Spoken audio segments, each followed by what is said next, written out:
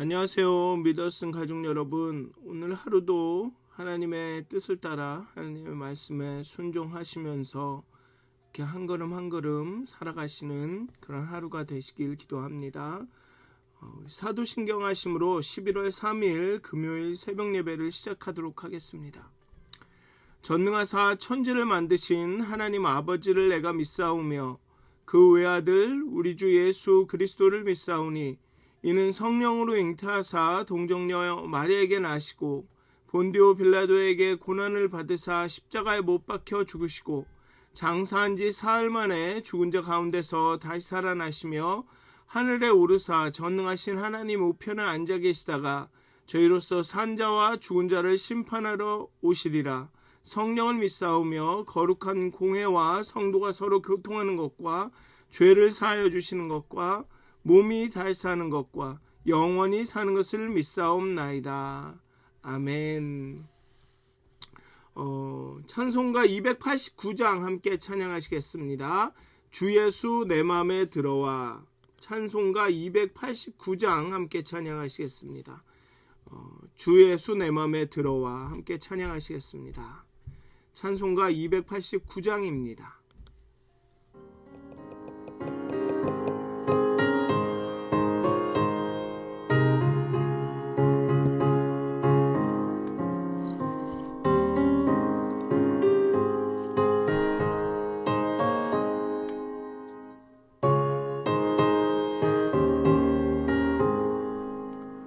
주 예수 내 맘에 들어와 계신 후 변하여 새 사람 되고 내가 늘 바라던 참된 제자는 너 주 예수 내 맘에 오신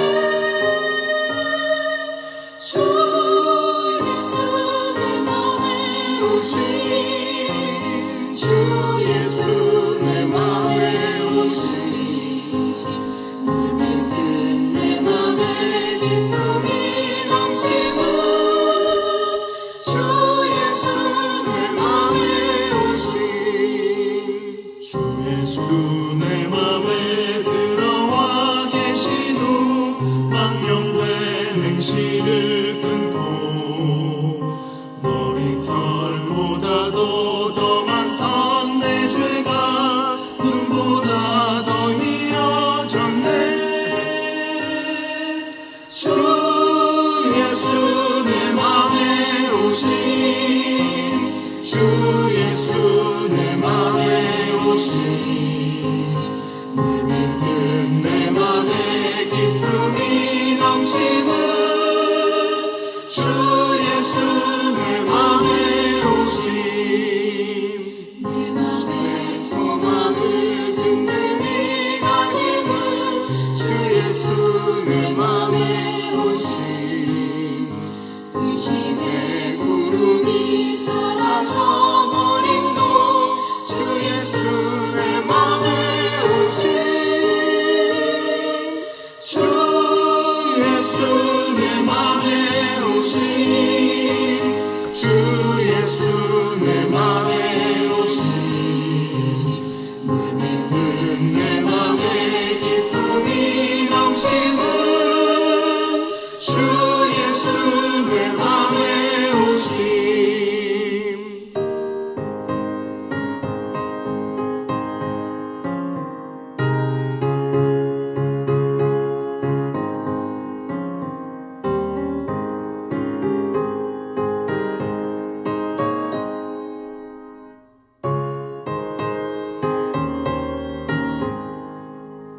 사망의 음침한 골짜기 가다가 밝은 빛 보령이 비쳐 저 멀리 하늘 문 환하게 보임도 주 예수 내 맘에 오신 주 예수 내 맘에 오신 주 예수 내 맘에 오신 물밀듯 내 맘에 기쁨이 넘치고 주 예수 내 맘에 오신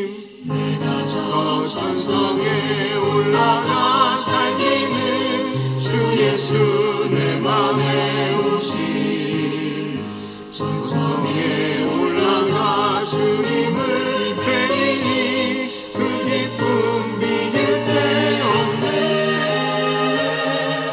주 예수 내 맘에 오신 주 예수 내 맘에 오신 물밀 듯 내 맘에 기쁨이 넘치는 주 예수 내 맘에 오신. 아멘. 아멘. 기도하시겠습니다. 하나님, 주님을 영접했다 하지만, 주님을 믿는다 하지만 우리 마음에 예수님이 없습니다. 온전히 하나님을 우리 삶에 받아들인 것이 아닙니다. 우리의 믿음은, 우리의 고백은 그저 우리의 머리로 할 때가 많습니다. 아니면 우리의 의지로 할 때가 많습니다. 내가 이것이 옳다 여기니까, 내가 지금까지 그렇게 해왔으니까 나는 이것을 고수해야 해. 그 정도가 우리의 믿음입니다. 그런데 그 믿음이 우리의 삶에 내가 편하게 여기던 것에, 내가 옳다 여기는 것에 조금이라도 방해가 되면 우리는 거부 반응을 일으킵니다. 하나님께서 나의 삶에 불편을 주시면서까지 헌신을 요구하면 언제 그랬다는 듯이 우리는 믿지 않는 사람처럼 행동합니다. 왜? 예수님을 우리 삶에 온전히 받아들이지 않았기 때문에 그렇습니다. 예수님은 여전히 우리의 문 밖에, 우리의 마음의 문 밖에, 우리의 삶의 문 밖에 계십니다. 그냥 문만 조금 열어놓고 그냥 가끔 들여다보십시오 정도로 우리는 믿음 생활을 잘한다고 합니다. 하나님, 우리의 이 아집과 이 교만함, 자기를 바라보지 못하는, 자기를 객관적으로 보지 못하는 이 교만하고 무지함, 무능함을 용서하여 주시옵소서.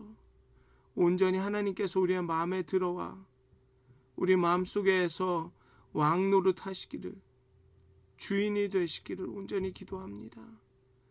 하나님, 순간순간 날마다 만나는 사람과의 그 만남 가운데 하나님께서, 성령님께서 우리를 인도하시기를 기도합니다. 하나님, 오직 겸손히 주 앞에 나가 주님께서 내 마음에 오시기를, 주님의 십자가가 우리의 삶을 주관하시기를 간구하게 하여 주시옵소서. 오늘 이 아침도 우리의 마음의 문을 열며 예수님을 우리의 마음에, 우리의 삶에 받아들이는 그런 순간이 되게 하여 주시옵소서. 감사합니다. 예수님의 이름으로 기도하였습니다. 아멘. 오늘 함께 나누실 말씀은 여호수아 8장 18절에서 29절까지의 말씀입니다. 여호수아 8장 18절에서 29절까지의 말씀입니다. 제가 봉독하도록 하겠습니다. 여호수아서 8장 18절에서 29절까지의 말씀입니다. 여호와께서 여호수아에게 이르시되 내 손에 잡은 단창을 들어 아이를 가르키라. 내가 이 성읍을 내 손에 넘겨주리라. 여호수아가 그의 손에 잡은 단창을 들어 그 성읍을 가르키니 그의 손을 드는 순간에 복병이 그들의 자리에서 급히 일어나 성읍으로 달려 들어가서 점령하고 곧 그 성읍에 불을 놓았더라. 아이 사람들이 뒤를 돌아본즉 성읍의 연기가 하늘에 닿은 것이 보이니 이 길로도 저 길로도 도망할 수 없이 되었고 광야로 도망하던 이스라엘 백성은 추격하던 자에게로 돌아섰더라. 여호수아와 온 이스라엘이 그 복병이 성읍을 점령함과 성읍의 연기가 오름을 보고 다시 돌이켜 아이 사람들을 쳐 죽이고 복병도 성읍에서 나와 그들을 치매 그들이 이스라엘 중간에 든지라. 어떤 사람들은 이쪽에서 어떤 사람들은 저쪽에서 쳐 죽여서 한 사람도 남거나 도망하지 못하게 하였고 아이 왕을 사로잡아 여호수아 앞으로 끌어왔더라. 이스라엘이 자기를 광야로 추격하던 모든 아이 주민들을 들에서 죽이되 그들을 다 칼날에 엎드러지게 하여 진멸하기를 마치고 온 이스라엘이 아이로 돌아와서 칼날로 죽임에 그날에 엎드러진 아이 사람들은 남녀가 모두 12,000명이라. 아이 주민들을 진멸하여 바치기까지 여호수아가 단창을 잡아 든 손을 거두지 아니하였고 오직 그 성읍의 가축과 노력한 것은 여호와께서 여호수아에게 명령하신 대로 이스라엘이 탈취하였더라. 이에 여호수아가 아이를 불살라 그것으로 영원한 무더기를 만들었더니 오늘까지 황폐하였으며 그가 또 아이 왕을 저녁 때까지 나무에 달았다가 해질 때에 명령하여 그의 시체를 나무에서 내려 그 성문 어귀에 던지고 그 위에 돌로 큰 무더기를 쌓았더니 그것이 오늘까지 있더라. 아멘. 이제 하나님께서 여호수아에게 아이성을 다시 공략하라고 명령하십니다. 앞부분에 8장 1절부터 17절까지 또 그 방법을 또 알려주시죠. 양동작전을 펼쳐라 라고 하십니다. 그 매복하고 있다가 아이 사람들이 아이성에서 나오면 그 성을 공격하라, 이런 그 양동작전이었죠. 모세가 하나님의 능력을 일으키는 매체로 지팡이를 사용했습니다. 여호수아는 이 전쟁에서 그런데 단창을 사용을 합니다. 그 홍해를 가를 때도 지팡이를 사용했고 아말렉인가요? 블레셋인가요? 헷갈리는데 그곳과 전쟁을 할 때도 모세가 산에 올라가서 지팡이를 높이 들고 있습니다.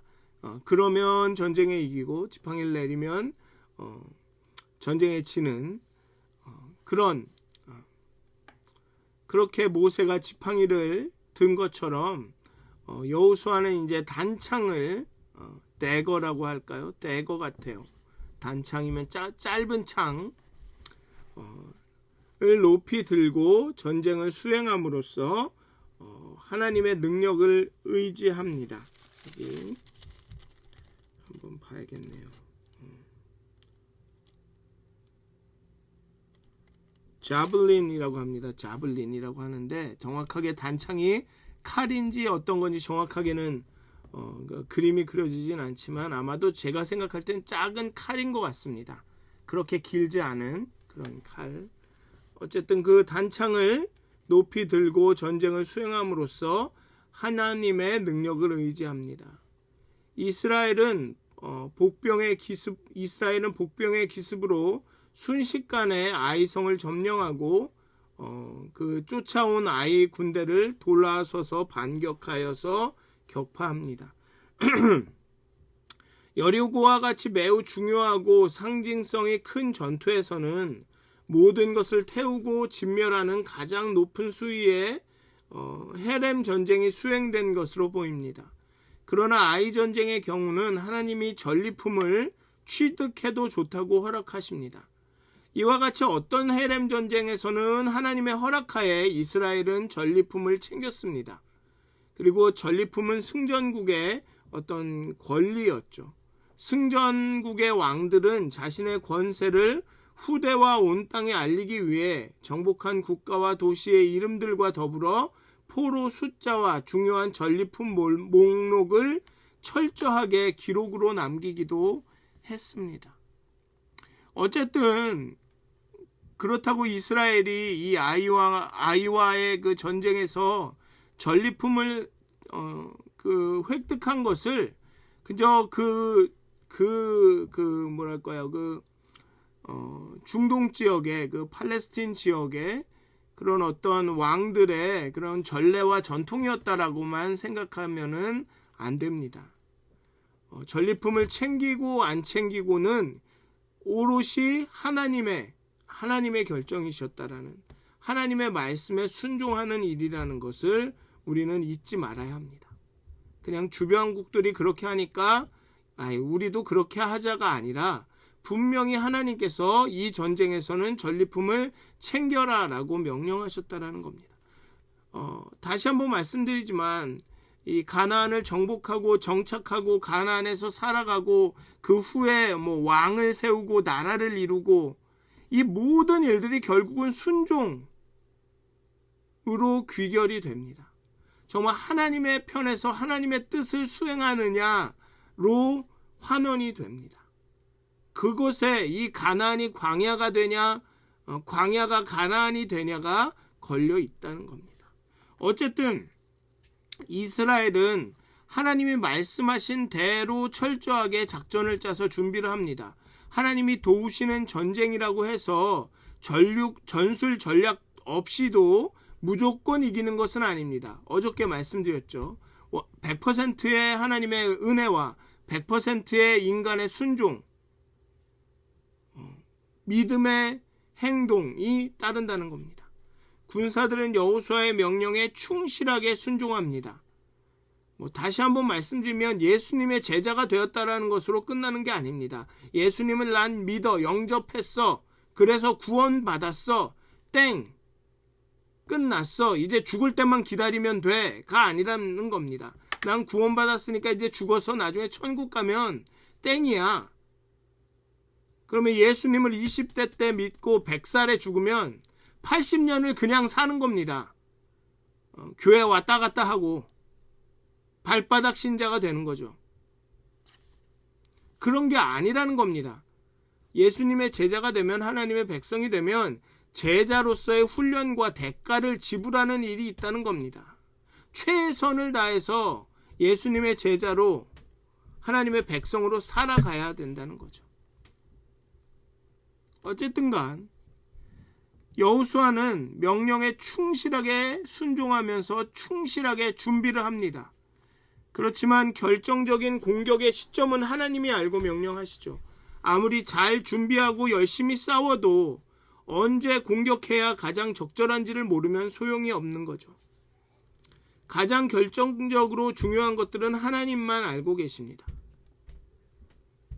이게 또 뭐 사역을 하시는 분들의 그런 특징이 그거죠. 이때다. 지금이 이때다. 지금 해야 된다. 기회다. 지금 뭘 해야 된다. 가만히 있으면 안 된다. 효과적인 거, 생산적인 거, 뭘 해야 된다. 그건 하나님께 달려있다는 겁니다. 장수의 군인의 병사의 검이 총이 누구를 쏠지 누구를 벨지를 결정하는 것은 아닙니다. 그것을 사용하는 장군이 하는 거죠. 단지 칼과 검과 총이 할 수 있는 일은 무엇이냐면 자기를 준비하는 겁니다. 검은 날카롭게 하고 총은 기름칠하고. 그 전쟁의 때가 되면 누구를 벨지 누구에게 그 총구를 겨눌지는 대장이 결정하는 거죠. 가장 결정적으로 중요한 것들은 하나님만 알고 계십니다. 하나님이 하시는 겁니다. 아무리 잘 준비해도 하나님이 허락하지 않으시고 돕지 않으시면 승리할 수가 없습니다. 그 모세가 지팡이를 든 것이 그것을 보여줍니다. 이스라엘 백성이 숫자가 적은데 힘도 없는데 모세가 지팡이를 들어서 하나님의 도움으로 이긴 게 아닙니다. 260만의 백성이 몰려옵니다. 근데 가나안은 광야고 불모지입니다. 거기에 나라가 생겨봐야 얼마나 큰 나라가 생기겠습니까? 많아야 10만? 20만? 아무리 이스라엘이 전쟁을 못한다고 해도 숫자로 밀고 붙이면 어떻게 할 수가 없는 숫자입니다. 그런데도 모세가 지팡이를 들지 않으면 지는 겁니다. 그걸 잘 아셔야 되는 겁니다. 이스라엘이 힘이 없는데 하나님이 도우면 힘을 주시면 이겨. 그걸 보여주려고 모세의 지팡이에 사건이 있는 게 아닙니다. 니들이 세건 약하건 간에 상관없어. 하나님이 있어야 이기는 거야. 네가 아무리 세도 하나님이 없으면 져. 이걸 보여주시는 겁니다. 아무리 잘 준비해도, 아무리 능력이 있어도, 아무리 지금이 때 같고 지금이 뭔가를 해야 될 때 같아도 하나님이 함께하지 않으시면, 우리의 영성이 회복되지 않으면, 우리의 예배가 회복되지 않으면, 우리의 관계가, 하나님과의 관계가 회복되지 않으면 아무것도 안 됩니다.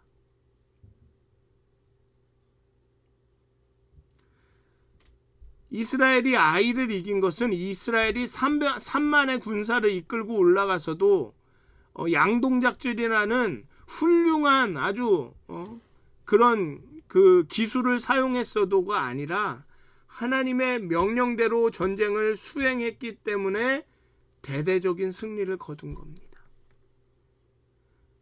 만나가 떨어져야 우리가 어떻게 할 수도, 뭘 할 수 있는 방법도 없고 능력이 없을 때 뭔가 일어나야만 하나님의 은혜가 아니라, 내가 땅을 갈아서, 내가 씨를 뿌려서 소산을 걷어서 가나안 땅에서 먹더라도 그것도 은혜인 겁니다. 그것도 하나님 없이는 안 되는 일인 겁니다. 그러니까 잘 생각해야 합니다. 어려울 때만 하나님의 은혜고, 좀 어려움을 벗어나서 좀 느슨해지고 좀 살만해지면 하나님의 은혜가 아닌 게 아닙니다. 팬데믹 때가만 은혜가 아니고, 팬데믹 때만 그렇게 잘 지내온 게 은혜가 아니고, 지금도 다시 교회가 이렇게 잘 되는 것도, 사람들이 여전히 교회에 있는 것도, 그것도 은혜인 겁니다. 누가 잘났고 잘해서 그래서 그런 게 아닙니다. 하나님의 은혜입니다. 하나님의 은혜지만 그래도 우리가 최선을 다하는 겁니다. 왜? 그게 우리의 반응이기 때문에, 하나님의 사랑과 은혜에 대한 우리의 합당한 반응이기 때문에 그런 것입니다. 그렇기 때문에 아무도 자랑하지 못하는 겁니다. 아무도 권리를 주장할 수 없는 겁니다. 아무도 내 뜻대로 안 해준다고 뭐라 할 수 없는 겁니다.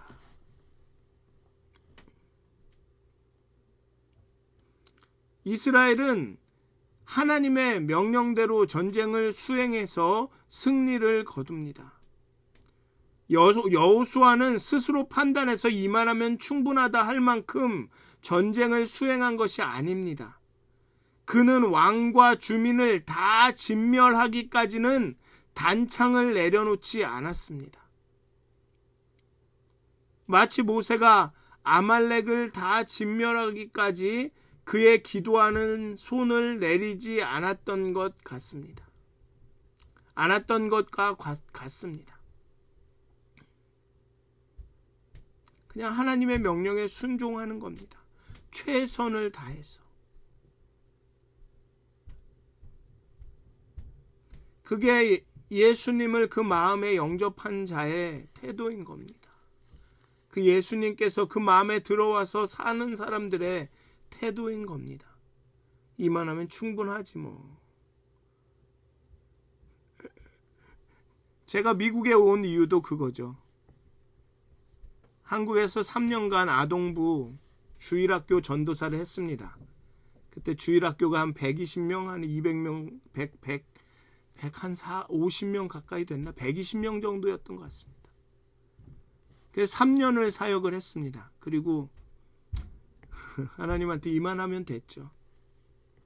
이만하면 하나님, 내가 하나님의 소명에 최선을 충분히 했습니다. 이제는 나 공부하고 싶으니까 공부하러 가겠습니다. 내가 교수도 좀 해보면 안 됩니까? 제가 목사만 해야 되는 건 아니잖아요. 그러고서는 미국에 왔습니다. 근데 결국은 목사를 하게 됩니다. 여호수아는 여호수아가 판단하여 이만하면 충분했다. 야, 이만하면 우리가 아이 점령했다. 아유, 뭐 얼마 되지도 않네. 야, 이제 그만해. 이렇게 말한 게 아닙니다. 하나님의 명령하심이 온전히 이루어질 때까지 쉬지 않았습니다. 그 단창을 내려놓지 않았습니다. 마치 모세도 그랬죠.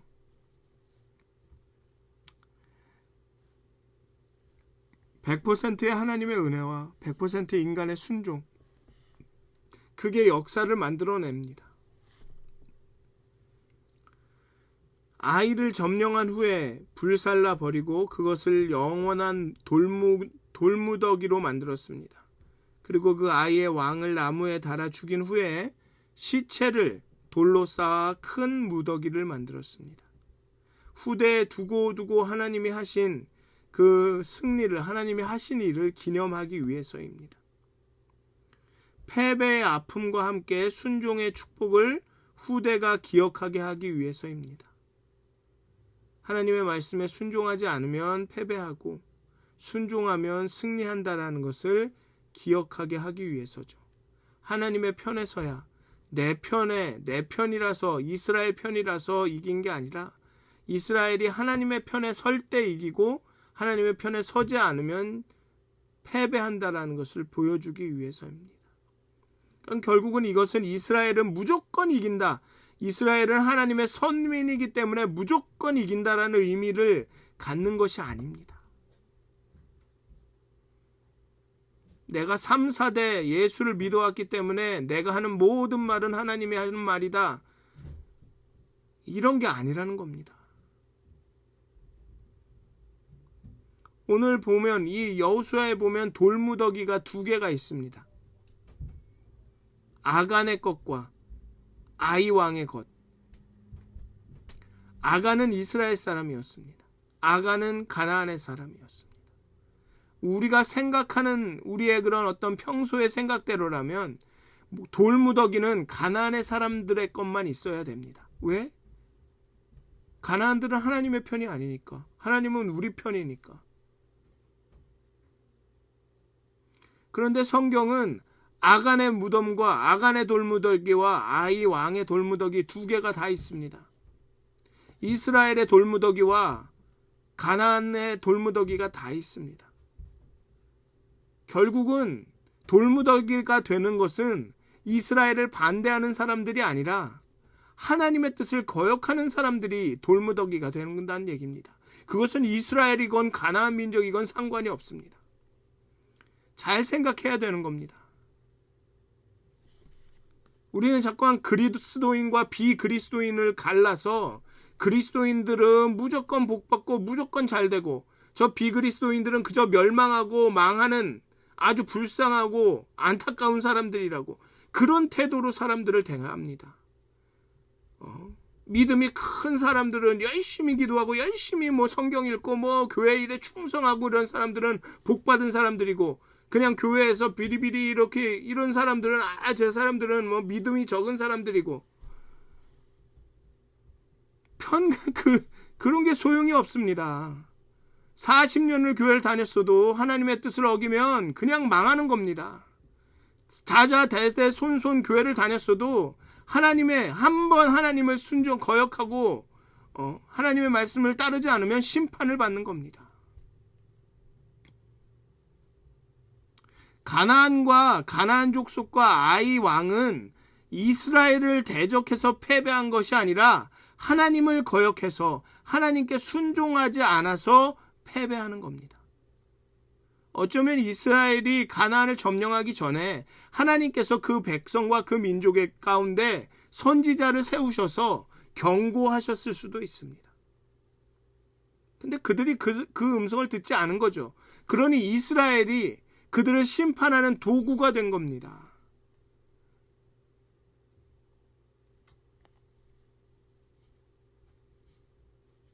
이스라엘은 하나님이 나만 지지해줘, 나만 사랑해줘, 하나님이 나를 제일 예뻐해, 하나님이 나만 위해서 일하셔 라고만 생각하면 안 된다는 겁니다. 하나님이 촛대를 옮기시면 끝장이 나는 겁니다.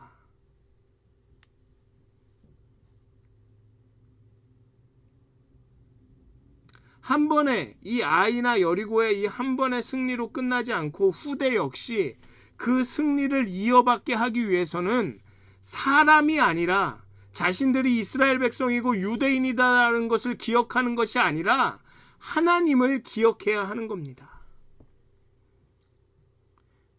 야곱의 자손들 요셉이 이 에집트에 가서 노예가 된 게 그들이 자신이 유대인이라는 것을 잊었기 때문에, 야곱의 자손이라는 것을 잊었기 때문에 노예가 된 게 아니라 하나님을 잊었기 때문에 이 애굽 땅에 가서 노예가 된 겁니다.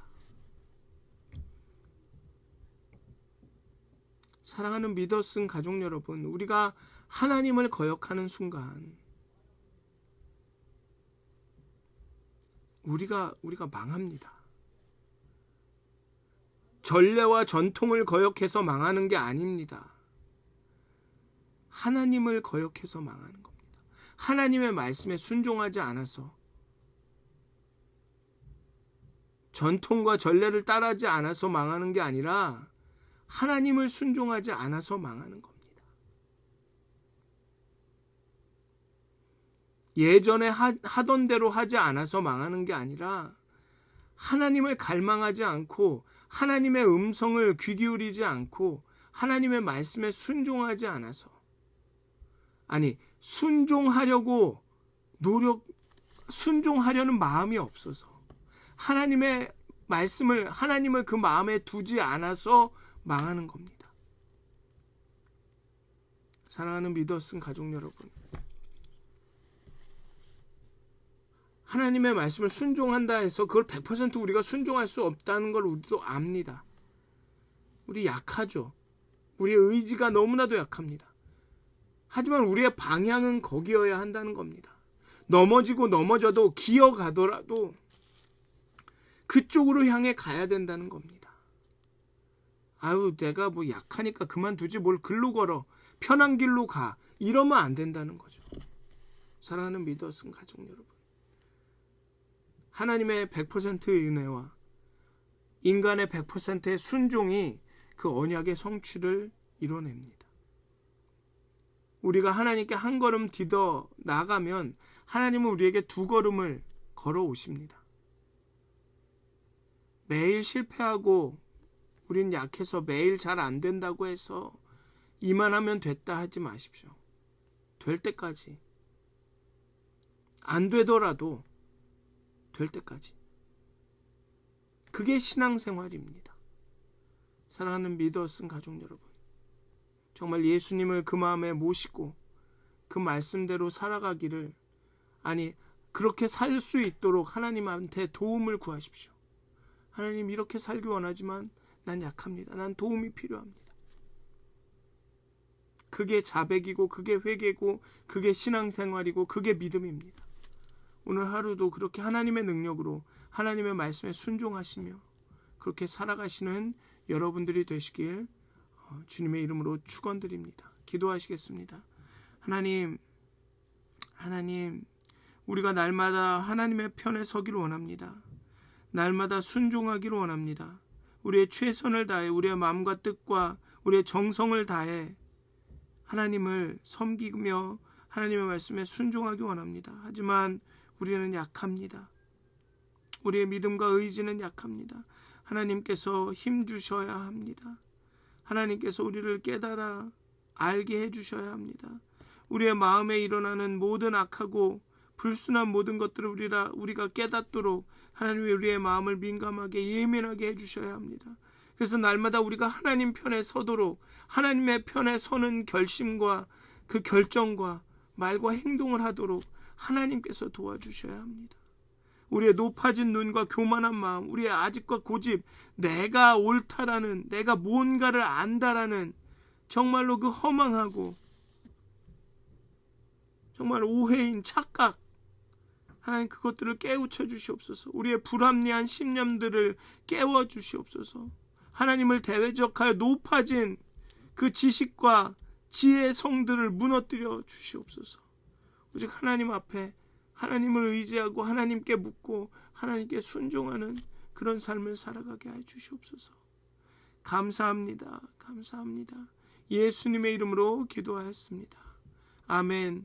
하늘에 계신 우리 아버지여, 이름이 거룩히 여김을 받으시오며 나라의 마옵시며 뜻이 하늘에서 이루어진 것 같이 땅에서도 이루어지이다. 오늘 우리에게 일용할 양식을 주셨고 우리가 우리에게 죄 지은 자를 사하여 준 것 같이 우리의 죄를 사하여 주시옵고 우리를 시험에 들게 하지 마시옵고 다만 악에서 구하옵소서. 나라와 권세와 영광이 아버지께 영원히 싸움나이다. 아멘. 오늘도 행복한 하루가 되시길 기도합니다.